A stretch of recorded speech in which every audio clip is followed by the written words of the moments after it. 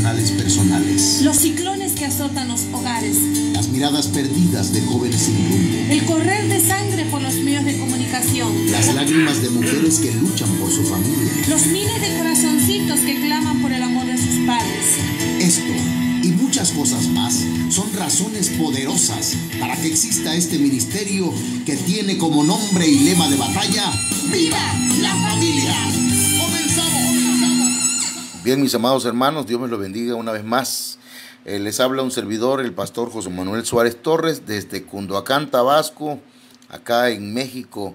Y queremos continuar con este tema, ya la última parte en este día tan hermoso que el Señor nos regala. Estamos hablando acerca de las características de los saduceos, 6 características que tenían esta secta. Entonces, el tema general que estamos tratando es el tema de vientos de doctrina.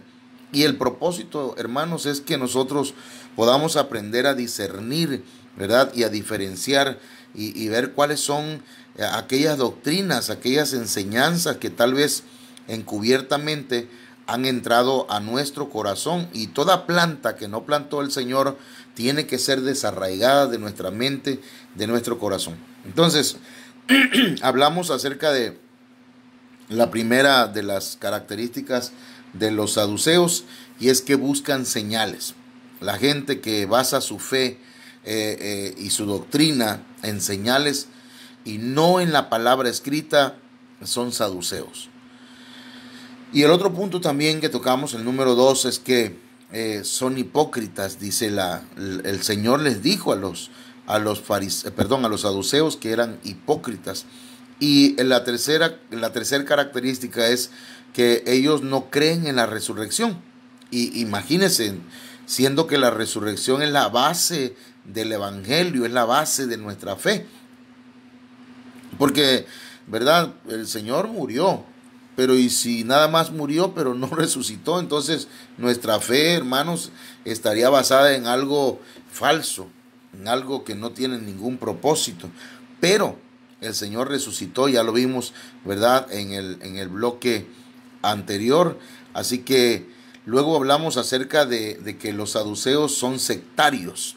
Y este tema usted lo puede volver a escuchar, ¿verdad? En esta cuenta de un servidor y tomar sus anotaciones con la ayuda del Señor ahí.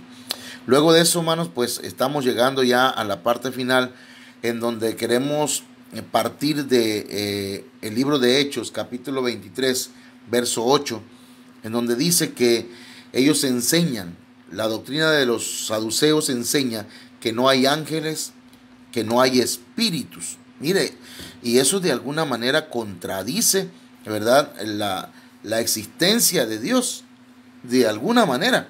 Hechos 23:8 dice: porque los saduceos dicen que no hay resurrección, ni ángel, ni espíritu. Pero los fariseos afirman estas cosas. Entonces, hermanos, ahí hay algunos detalles que ya vimos, ¿verdad?, acerca de la resurrección. Ahora vamos a entrar en otro punto que es un poquito, pues, escabroso, así como podría ser a veces hasta escandaloso para algunos. Pero de alguna manera los saduceos niegan a Dios mismo. Y mire que es que hay diferentes tipos de ateísmos, pero por lo menos quiero mencionar 2. El ateísmo religioso, ¿verdad?, que dice que esto tiene que ver con los que niegan la existencia de Dios, y no es más que una actitud necia, ¿verdad? Porque al negar a Dios se está negando que existan los espíritus, pues Dios es espíritu. Entonces, San Juan 4:24 dice: Dios es espíritu, y los que le adoran en espíritu y en verdad es necesario que adoren. Entonces, Dios es espíritu. El ateísmo en sí es una necedad, dice el Salmo 53, verso 1, y también el capítulo 14 de Salmo, en el verso 1 precisamente, repite: dice el necio en su corazón, no hay Dios. se han corrompido e hicieron abominable maldad, no hay quien haga el bien. Entonces, el ateísmo en sí es una manera de pensar necia, ¿verdad? Porque de alguna manera existe también el ateísmo práctico. El Romanos 1:28, ¿verdad? Donde dice, y como ellos no aprobaron tener en cuenta a Dios. Ese es un ateísmo práctico. El ateísmo religioso, ¿verdad? Aquel que dice, yo no creo en Dios, pero cuando viene la pandemia, ahí lo ve, ¿verdad? Dios quiera que no nos pegue, que no nos dé esta enfermedad. Entonces, hermanos, el ateísmo práctico no tiene en cuenta a Dios. Es ese tipo de personas que, aunque tengan una religión, nunca consultan a Dios. Inclusive no toman en cuenta a Dios en sus decisiones. Entonces, aquí en la Biblia habla de personas que se fueron más allá.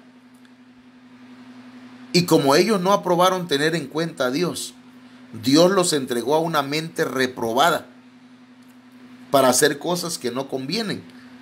Entonces, cuando hay personas, ¿verdad?, que no toman en cuenta a Dios, su mente es entregada pues al maligno, para que el maligno meta cosas en ellos que no convienen.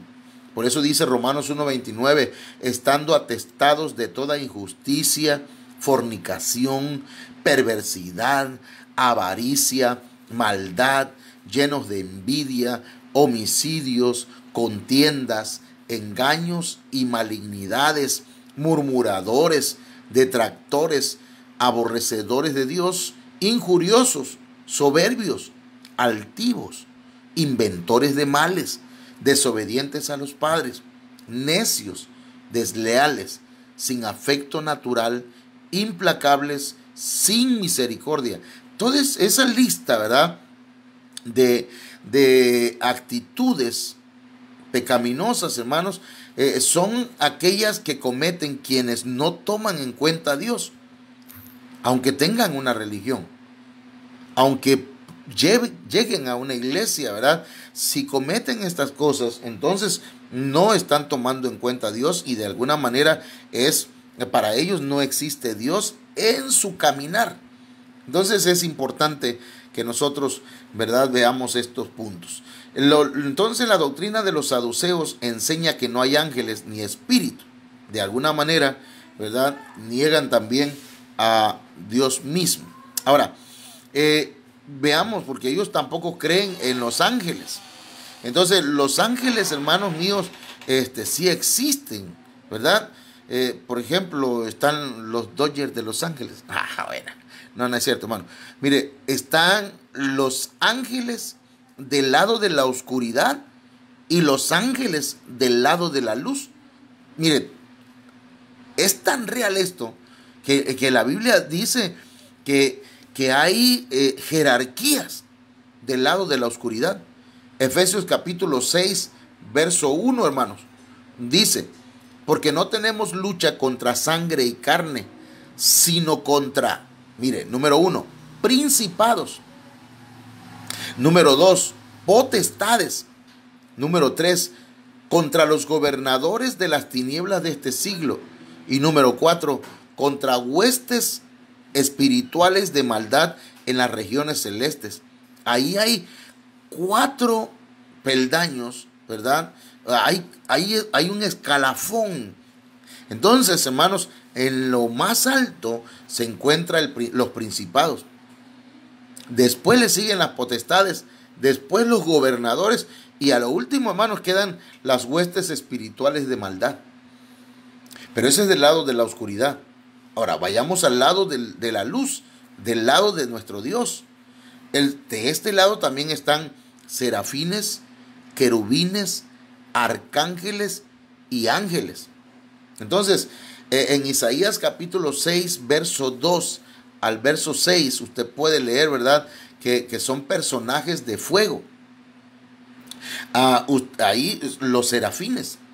Es más, lo voy a leer para que usted no se quede con esa idea, ¿verdad?, de que ¿será que esto es real? Isaías capítulo 6, a ver, aquí estamos buscando en la Biblia y nos dice Isaías capítulo 6, verso 2. Vi además a unos serafines que volaban por encima de Dios. Cada uno tenía 6 alas.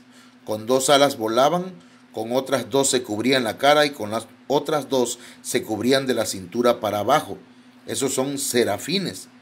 El verso 6 dice, en ese momento uno de los serafines voló hacia mí.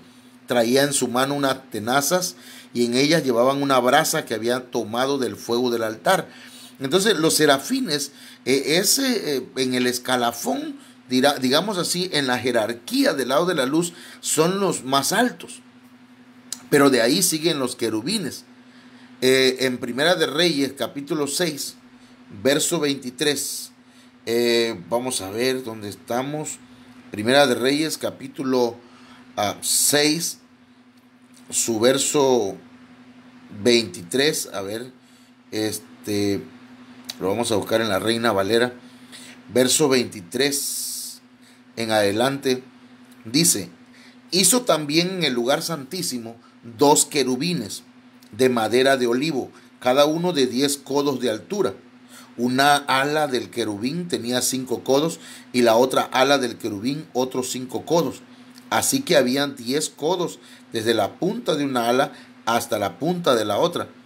Entonces, hermanos míos, esto a nosotros nos hace ver que los querubines es otra jerarquía, está dentro de otro rango, ¿verdad? Ezequiel también habla de estos querubines.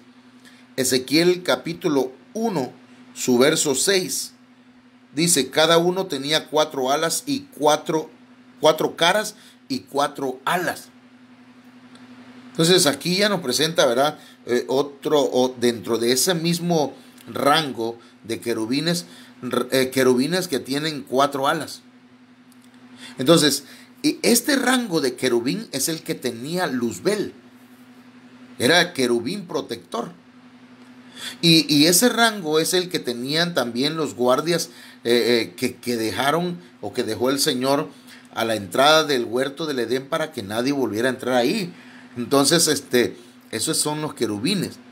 Y los arcángeles, hermanos, según Daniel capítulo 10, ahí encontramos en el verso 13, encontramos, ¿verdad?, que a estos arcángeles se les llama también príncipes. Por ejemplo, mas el príncipe del reino de Persia, ese es un principado, ¿sí? Ese es más bien un gobernador de las tinieblas de este siglo. Entonces, el reino de Persia se me opuso durante 21 días. Pero he aquí Miguel, uno de los principales príncipes. Ahí se está refiriendo de los principales arcángeles. Vino para ayudarme y quedé allí con los reyes de Persia. Entonces aquí encontramos pues los arcángeles. En Judas, capítulo, es el único capítulo que tiene, pero el verso 9, en el verso 9 encontramos pues otra vez a ese príncipe, pero ahora especificado como un arcángel. Pero cuando el arcángel Miguel contendía con el diablo, disputando con él por el cuerpo de Moisés, fíjese, ahí encontramos que hacen tareas específicas los arcángeles. Entonces hay serafines en la parte más alta del escalafón de la jerarquía del lado de la luz. Después le siguen los querubines. En tercer lugar están los arcángeles. Y luego están los ángeles, que son mensajeros de Dios, ¿verdad? Y que son poco mayores que los hombres. Eso es lo que dice la Biblia en el capítulo 8 de Salmo, en su verso 5. Entonces, hermanos, existen los ángeles. Existen pues los principados, las potestades, los gobernadores, las huestes espirituales de maldad, pero también el Señor nos ha dado protección, ¿verdad? Porque Él tiene serafines, querubines, arcángel y ángeles. Así que estamos del lado de la luz y estamos, hermanos, nosotros tenemos asegurada la victoria. Ahora, estamos hablando de la doctrina de los saduceos que no creen que haya ángeles, que no creen que haya espíritus. Ahora, ellos, el número 6, hermanos, tampoco creen que exista un adversario.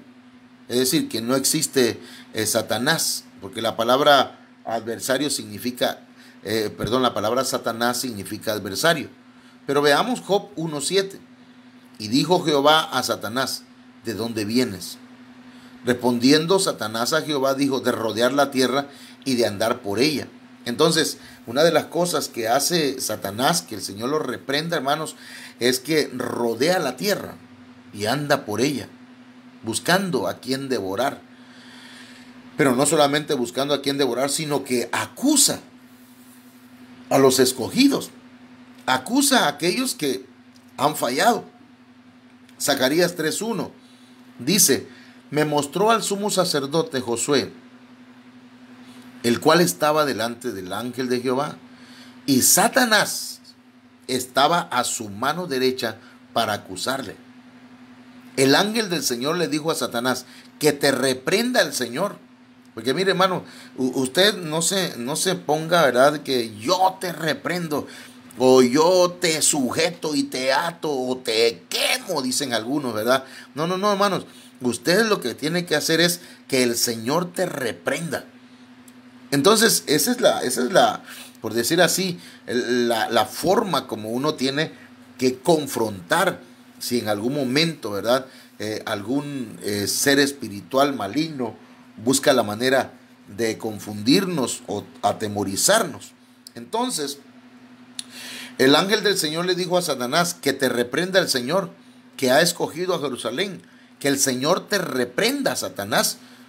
Entonces, hermanos, aquí vemos pues a Satanás acusando a un sacerdote. Entonces, sí existe el adversario.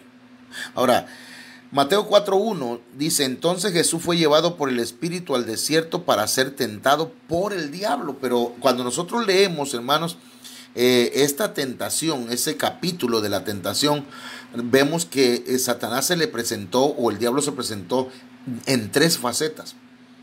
Primero como tentador, segundo como diablo y tercero como acusador.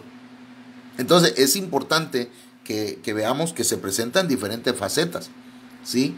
Incluso la Biblia habla que la serpiente antigua, luego el diablo y luego dragón. Entonces hay una involución, la involución de la evolución del diablo, hermanos, hasta que el Señor venga a destruir y a ponerle fin a su maldad.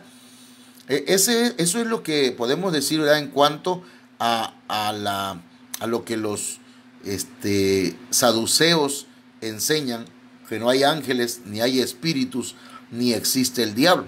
Incluso hay gente que dice que la maldad que hay es solamente producto, ¿verdad?, de las actitudes de los hombres. Y está bien, en parte sí,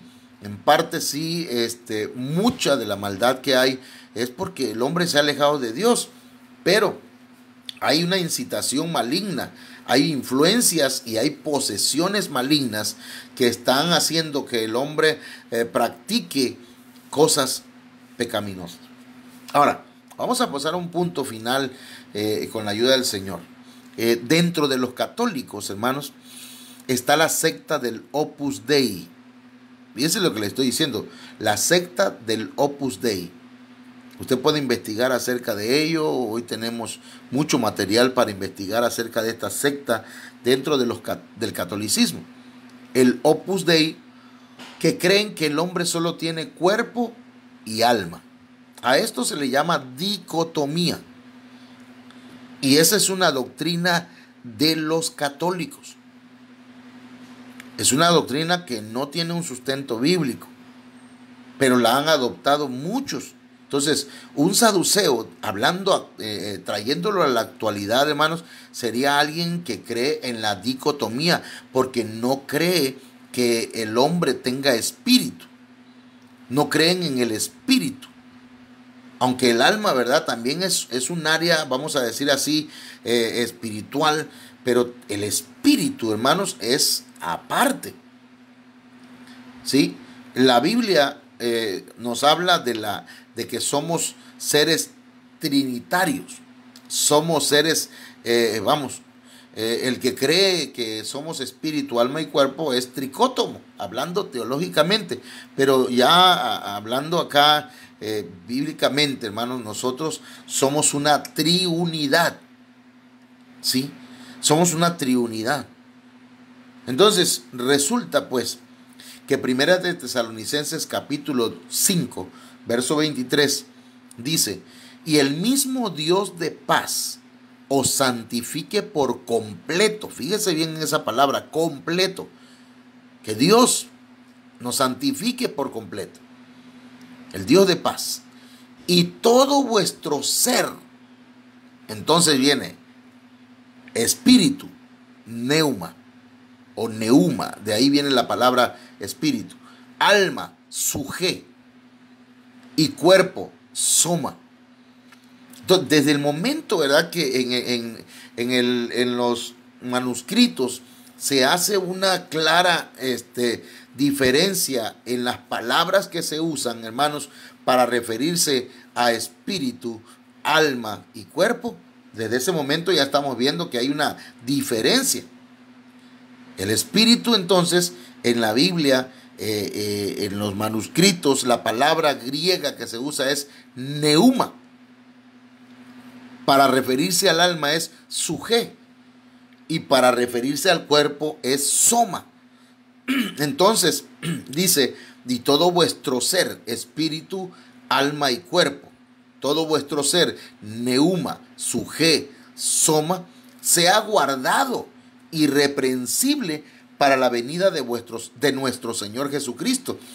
Esas tres áreas nuestras, hermanos, que componen pues el ser completo de nosotros como cristianos, como hijos de Dios, como seres humanos, hermanos, debe ser guardada irreprensible para la venida del Señor. Sí tenemos espíritu, no nada más tenemos alma y cuerpo. Santiago capítulo 2, verso 26 dice: porque así como el cuerpo sin el espíritu está muerto, así también la fe sin las obras está muerta. A ver, entonces, hermanos, esa palabra espíritu es la palabra neuma. Entonces, así como el cuerpo sin el espíritu está muerto. Entonces, hace una alusión el apóstol Pablo. El apóstol Pablo, que tuvo revelaciones maravillosas, hermanos, y que fue llevado hasta el tercer cielo.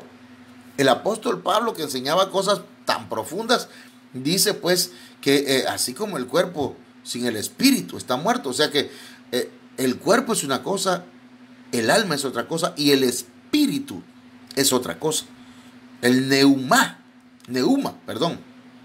Ahora, la parte de nuestro ser con la cual el Señor se comunica es con el espíritu. Hermanos, el Señor no se comunica al alma, aunque el alma siente, ¿verdad? Aunque el alma llora cuando percibe la presencia del Señor, cuando el alma pues siente. Es más, cuando Adán pecó, lo que murió primeramente fue su espíritu. Murió espiritualmente, pero su alma tenía miedo, su alma tenía vida todavía, su alma tuvo temor y se escondió. Y su cuerpo, ¿verdad? También cuando se dio cuenta, se tapó su cuerpo. Entonces, pero ahí va lo siguiente. Entonces, el Señor cuando habla, no sé si a usted le ha tocado, ¿verdad? Si alguna vez usted ha sentido que el Señor le ha hablado, no le va a hablar a su oído carnal, ni a los oídos de sus sentimientos, sino que el Señor se comunica al espíritu del hombre. La parte de nuestro ser entonces con la cual el Señor se comunica es el espíritu, porque Dios es espíritu. 1 Corintios 6, 17 dice: pero el que se une al Señor se hace uno con Él en espíritu. Entonces, ¿cómo me voy a unir con Él si yo no tengo espíritu? Entonces, la parte con la que el Señor, cuando el Señor te habla a tu espíritu. Cuando la palabra de Dios se predica, hermanos, va al espíritu, porque estas palabras, digo el Señor, son espíritu y son vida. Entonces, la palabra cuando se predica va al espíritu. Entonces, nosotros como seres humanos tenemos espíritu. Por eso dice Romanos 8:16, el espíritu mismo, o sea, hablando del Espíritu Santo, da testimonio a nuestro espíritu, que es el espíritu humano, el neuma de que somos hijos de Dios. Entonces, Dios se comunica con nuestro espíritu. Entonces, no nada más somos alma y cuerpo, como dice la secta del Opus Dei, del catolicismo. Entonces, muchos hermanos, incluso ministros del Señor, están enseñando que somos nada más alma y cuerpo. Enseñan la dicotomía, son dicótomos. Cuando nosotros lo que debemos ser, hermanos, para empezar, debemos ser cristianos. Pero segundo, debemos nosotros creer o entender por la palabra que somos seres triunitarios. Es decir, que estamos compuestos de espíritu, alma y cuerpo. Entonces, ¿y dónde radica entonces el espíritu, hermano? Porque si nosotros somos seres trinitarios, ¿dónde está el espíritu? Entonces, dice la Biblia en Ezequiel 37:5, la sede del espíritu son los huesos. Así dice el Señor Dios a estos huesos: he aquí haré entrar en vosotros espíritu y viviréis. Aquí la palabra es hebrea. La palabra hebrea que se usa es ruach, que tiene que ver con espíritu. Entonces, hermanos, aquí entonces estamos hablando pues que la sede del espíritu son los huesos.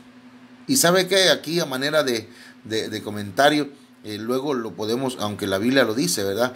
Que la sede del alma está en la vida, pues está en la sangre.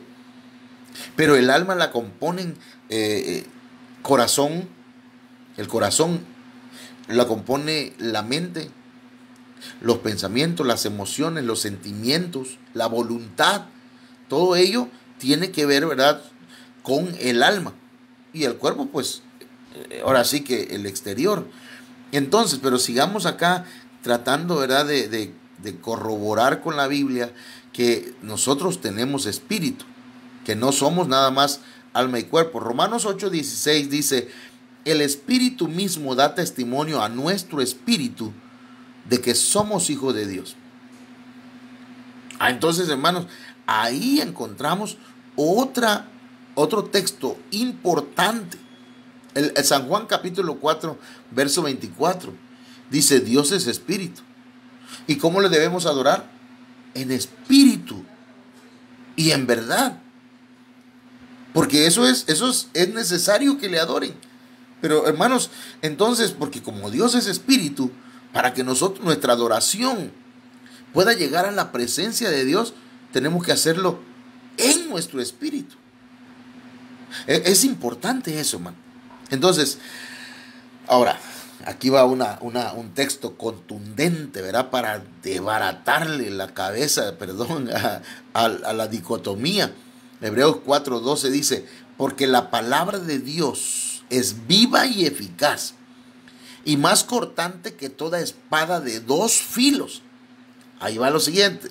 ¿Ya está preparado? Dice: y penetra hasta partir el alma, suje, y el espíritu, neuma.